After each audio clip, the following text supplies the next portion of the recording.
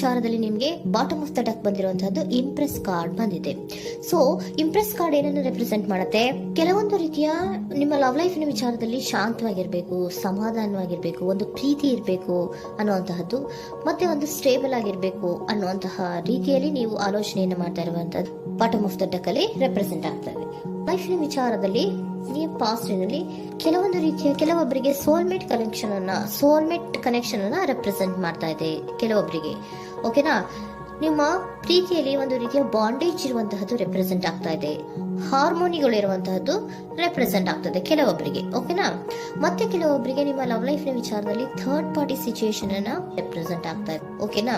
Third party situations ಅನ್ನ represent ಮಾಡ್ತದೆ near ಪಾಸ್ಟಿನಲ್ಲಿ ನಿಮಗೆ.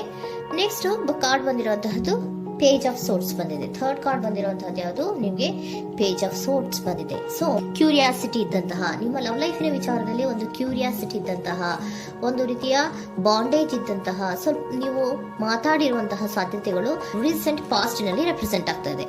ಸೊ ನಿಮ್ಮ ಲವ್ ಲೈಫಿನ ವಿಚಾರವಾಗಿ ಒಂದು ರೀತಿಯ ಬಾಂಡೇಜ್ ಇರುವಂತಹದ್ದು, ನೀವು ಕೆಲವೊಬ್ಬರಿಗೆ ಥರ್ಡ್ ಪಾರ್ಟಿ ಸಿಚುಯೇಷನ್ ಮತ್ತೆ ಕೆಲವೊಬ್ಬರಿಗೆ ಸೋಲ್ಮೇಟ್ ಕನೆಕ್ಷನ್ ಅನ್ನ ರೆಪ್ರೆಸೆಂಟ್ ಮಾಡ್ತಾ ಇದೆ. ಮತ್ತೆ ನಿಮ್ಮ ಲವ್ ಲೈಫಿನ ವಿಚಾರದಲ್ಲಿ ನೀವು ಮಾತಾಡಿರುವಂತಹದ್ದು ಕೂಡ ಕೆಲವೊಂದು ರೀತಿಯ ಮಾತುಕತೆಗಳು ಆಡಿರುವಂತಹದ್ದು, ಹೊಸ ಐಡಿಯಾಗಳನ್ನ ಮಾಡಿರುವಂತಹದ್ದು ಇಲ್ಲಿ ರೆಪ್ರೆಸೆಂಟ್ ಆಗ್ತದೆ. ಮೇ ಬಿ ನೀವು ಫ್ರೆಂಡ್ಸ್ ಗಳ ಮೂಲಕ ನೀವು ನಿಮ್ಮ ಪರ್ಸನ್ ಅನ್ನ ಭೇಟಿಯಾಗಿರಬಹುದು.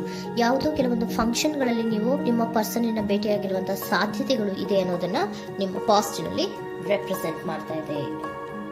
ನೆಕ್ಸ್ಟ್, ಅಟ್ ಪ್ರೆಸೆಂಟ್ ನಲ್ಲಿ ಯಾಕೋ ನಿಮ್ಮ ಲವ್ ಲೈಫಿನ ವಿಚಾರದಲ್ಲಿ ಫೀಲಿಂಗ್ ಲೆಫ್ಟ್ ಔಟ್ ಆಗಿರುವಂತಹ ಸಾಧ್ಯತೆಗಳು ರೆಪ್ರೆಸೆಂಟ್ ಆಗ್ತಾ ಇದೆ. ಅಟ್ ಪ್ರೆಸೆಂಟ್ ನಲ್ಲಿ ಯಾಕೋ ಕೆಲವೊಂದು ರೀತಿಯ ಚಿಂತೆಗಳಿರುವಂತಹದ್ದು, ವರೀಸ್ಗಳಿರುವಂತಹದ್ದು, ಬೇಜಾರಿನಲ್ಲಿ ನಿಮ್ಮ ಲವ್ ಲೈಫಿನ ವಿಚಾರದಲ್ಲಿ ಇರುವಂತಹದ್ದು ರೆಪ್ರೆಸೆಂಟ್ ಆಗ್ತಾ ಇದೆ.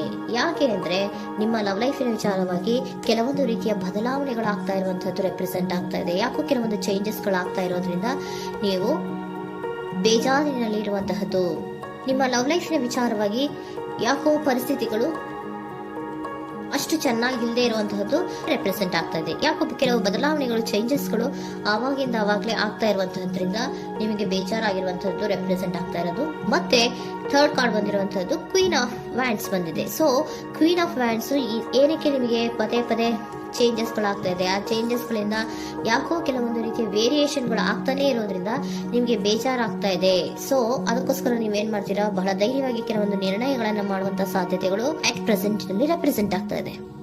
ಬಹಳಷ್ಟು ಧೈರ್ಯದಿಂದ ಇಂಡಿಪೆಂಡೆಂಟ್ ಆಗಿ ಕೆಲವೊಂದು ನಿರ್ಣಯಗಳನ್ನ ಮಾಡಬೇಕು ಅನ್ನುವಂತಹ ಆಲೋಚನೆಗಳನ್ನ ಮಾಡ್ತಾ ಇರುವಂತಹದ್ದು ರೆಪ್ರೆಸೆಂಟ್ ಆಗ್ತಾ ಇದೆ. ಯಾಕೆ ಅಂದ್ರೆ ಆವಾಗಿನ ಅವಾಗೆ ನಿಮ್ಮ ಲವ್ ಲೈಫಿನ ವಿಚಾರದಲ್ಲಿ ತುಂಬಾ ಏರುಪೇರುಗಳಾಗ್ತಾ ಇರೋದ್ರಿಂದ ಆ ವಿಚಾರದಲ್ಲಿ ಸ್ವಲ್ಪ ಬೇಜಾರುಗಳು ಇರುವಂತದ್ದು ರೆಪ್ರೆಸೆಂಟ್ ಆಗ್ತದೆ. ಇನ್ ಇಮಿಡಿಯೇಟ್ ಫ್ಯೂಚರಿನಲ್ಲಿ ಯಾಕೋ ನೀವು ಕೆಲವೊಂದು ವಿಚಾರಗಳಲ್ಲಿ ನೋಡಿ ಆತಂಕ ಪಡ್ತಾ ಇರುವಂತಹ, ಎಗೇನ್ ಬೇಜಾರನ್ನ ಪಡ್ತಾ ಇರುವಂತಹದ್ದು, ನಿದ್ರಾಹೀನತೆಯನ್ನ ಮಾಡ್ಕೋತಾ ಇರುವಂತಹದ್ದು, ಸ್ಟ್ರೆಸ್ಸಿನಲ್ಲಿ ಇರುವಂತಹದ್ದು ರೆಪ್ರೆಸೆಂಟ್ ಆಗ್ತಾ ಇದೆ. ಕೆಲವೊಂದು ನಿರ್ಣಯಗಳನ್ನು ತಗೊಳ್ಳುವಂತಹ ಸ್ಟ್ರೆಸ್ಗಳಲ್ಲಿ ಇರುವಂತಹದ್ದು ಕೆಲವೊಬ್ಬರಿಗೆ ಯಾಕೋ ಇಮಿಡಿಯೇಟ್ ಫ್ಯೂಚರ್ ನಲ್ಲಿ ಕೂಡ ರೆಪ್ರೆಸೆಂಟ್ ಆಗ್ತಾ ಇದೆ. ಆದ್ರೆ ಫ್ಯೂಚರ್ ನಲ್ಲಿ ನೀವು ಏನ್ ಮಾಡ್ಬೇಕಾಗಿತ್ತು? ಸೊ ಕ್ವಿಕ್ ಥಿಂಕಿಂಗ್ ಅನ್ನ ಮಾಡ್ಬೇಕಾಗಿತ್ತು. ಕೆಲವು ವಿಚಾರಗಳ ಬಗ್ಗೆ ನೀವು ಫೋಕಸ್ ಅನ್ನ ಮಾಡ್ಬೇಕಾಗಿತ್ತು. ಏನಾಗ್ತಾ ಇದೆ ನಮ್ಮ ಲವ್ ಲೈಫಿನ ವಿಚಾರದಲ್ಲಿ ಅನ್ನೋದನ್ನ ಫೋಕಸ್ ಅನ್ನ ಮಾಡಿದ್ರೆ ನಿಮ್ಮ ಲವ್ ಲೈಫಿನ ವಿಚಾರದಲ್ಲಿ ಕೆಲವೊಂದು ರೀತಿಯ ಫುಲ್ಫಿಲ್ಮೆಂಟ್ಗಳು, ಸಮಾಧಾನಗಳು, ಖುಷಿಗಳು ಇರುತ್ತೆ. ಯಾವಾಗ ನೀವು ಫೋಕಸ್ ಅನ್ನ ಮಾಡೋದಿಲ್ವೋ ಆಗ ನಿಮ್ಗೆ ಮತ್ತಷ್ಟು ಆತಂಕಗಳು, ಬೇಜಾರುಗಳು ಆಗುವಂತ ಸಾಧ್ಯತೆಗಳು ಇದೆ. ಇದು king of swords, nine of swords ಇನ ಕ್ಲಾರಿಫಿಕೇಶನ್ ಕಾರ್ಡ್ ಅಷ್ಟೇ. ಅಂದ್ರೆ ಏನು? ನೀವು ಕೆಲವೊಂದು ವಿಚಾರಗಳಲ್ಲಿ ಫೋಕಸ್ ಅನ್ನ ಮಾಡಬೇಕು. ಲವ್ ಲೈಫಿನ ವಿಚಾರಗಳಲ್ಲಿ ಫೋಕಸ್ ಅನ್ನ ಮಾಡಿ ಕೆಲವೊಂದು ರೀತಿಯ ಆಕ್ಷನ್ಸ್ ಗಳನ್ನ ತಗೊಂಡ್ರೆ ಫುಲ್ಫಿಲ್ಮೆಂಟ್ ಗಳಾಗುವಂತಹ, ಸಮಾಧಾನಗಳಾಗುವಂತಹ, ಖುಷಿಗಳಾಗುವಂತಹ ಸಾಧ್ಯತೆಗಳು ಇದೆ. ಕರೆಕ್ಟ್ ಆಗಿ ಮಾತಾಡಬೇಕು. ಏನ್ ಮಾತಾಡಬೇಕು ನಿಮ್ಮ ಲವ್ ಲೈಫಿನ ವಿಚಾರವಾಗಿ ಕರೆಕ್ಟ್ ಆಗಿ ಮಾತಾಡಿ ಕೆಲವೊಂದು ರೀತಿಯ ಕ್ಲಿಯರ್ ಥಿಂಕಿಂಗ್ ಅನ್ನ ಮಾಡಿ ಕ್ವಿಕ್ ಆಕ್ಷನ್ಸ್ ಅನ್ನ ತಗೊಳ್ಳುವಂತಹದ್ದು ರೆಪ್ರೆಸೆಂಟ್ ಆಗ್ತಾ ಇದೆ. ಓಕೆನಾ? ಇದಿಷ್ಟು ನಿಮ್ಮ ಕಾರ್ಡ್ಸ್ ನ ರೀಡಿಂಗು. ನೆಕ್ಸ್ಟ್, ಏಂಜಲ್ ಗೈಡೆನ್ಸ್ ನಿಮ್ಗೆ ಏನ್ ಹೇಳ್ತಾ ಇದ್ದಾರೆ ಅನ್ನೋದನ್ನ ನೋಡೋಣ. ನಿಮ್ಮ ಲವ್ ಲೈಫಿನ ವಿಚಾರವಾಗಿ ಏಂಜಲ್ ಗೈಡೆನ್ಸ್ ಏನ್ ಕೊಡ್ತಾ ಇದ್ದಾರೆ? ವೇಟ್ ಅಂತ ಹೇಳ್ತಾ ಇದ್ದಾರೆ. ಸ್ವಲ್ಪ ತಾಳ್ಮೆಯಿಂದ ಇರೋ. ಅವಸರದಲ್ಲಿ ಯಾವ ನಿರ್ಧಾರವನ್ನ ಕೂಡ ಮಾಡಬೇಡ ಅನ್ನೋದನ್ನ ಏಂಜಲ್ ಗೈಡೆನ್ಸ್ ಕೊಡ್ತಾ ಇದ್ದಾರೆ. It's up to you. ಇದು ಎಲ್ಲ ನಿನಗೆ ಬಿಟ್ಟಿರುವಂತಹದ್ದು. ಬೇಗ ಬೇಗ ಕೆಲವೊಂದು ನಿರ್ಧಾರಗಳನ್ನ ಕ್ವಿಕ್ ಥಿಂಕಿಂಗ್ ಅನ್ನ ಮಾಡಿದ್ರು ಕರೆಕ್ಟ್ ಆಗಿ ಕ್ಲಿಯರ್ ಥಿಂಕಿಂಗ್ ಅನ್ನ ಮಾಡಬೇಕು. ಸೊ ಕ್ಲಿಯರ್ ಥಿಂಕಿಂಗ್ ಅನ್ನ ಮಾಡೋದಕ್ಕೆ ಲವ್ ಲೈಫ್ ನ ವಿಚಾರವಾಗಿ ಸ್ವಲ್ಪ ಟೈಮ್ ಬೇಕಾಗುತ್ತೆ. ಅದಕ್ಕೋಸ್ಕರನೇ ಏಂಜಲ್ ಗೈಡೆನ್ಸ್ ನಿಮ್ಗೆ ಏನ್ ಕೊಡ್ತಾ ಇದಾರೆ, ಸ್ವಲ್ಪ ವೇಟ್ ಮಾಡಿ. ಇಟ್ಸ್ ಅಪ್ ಟು ಯು, ಇದು ನಿಮ್ಗೆ ಬಿಟ್ಟಿರುವಂತಹದ್ದು. ಪರ್ಫೆಕ್ಟ್ ಟೈಮಿಂಗ್, ಕೆಲವೊಂದು ವಿಚಾರಗಳಿಗೆ ಪರ್ಫೆಕ್ಟ್ ಟೈಮಿಂಗ್ ಅನ್ನೋದು ಅಥವಾ ಡಿವೈನ್ ಟೈಮಿಂಗ್ ಅನ್ನೋದು ಬರಬೇಕು. ಆಗ ಕೆಲವೊಂದು ನಿರ್ಣಯಗಳನ್ನ ಮಾಡಬಹುದು. ಸ್ವಲ್ಪ ನೀವು ಈಗ ಯಾವುದೇ ರೀತಿಯ ಅವಸರದ ನಿರ್ಧಾರಗಳನ್ನು ಮಾಡೋದು ಬೇಡ ಅಂತ ಹೇಳ್ತಾ ಇದ್ದಾರೆ. ಓಕೆ, ಸರೆಂಡರ್ ಕಾರ್ಡ್ ಏನ್ ಹೇಳ್ತಾ ಇದ್ದಾರೆ ಅನ್ನೋದನ್ನ ನೋಡೋಣ. So surrender frustration doesn't open any doors. The key to resolving a dilemma, dissolving a block, is to take a breath, center yourself and regroup, so may approach the situation more calmly.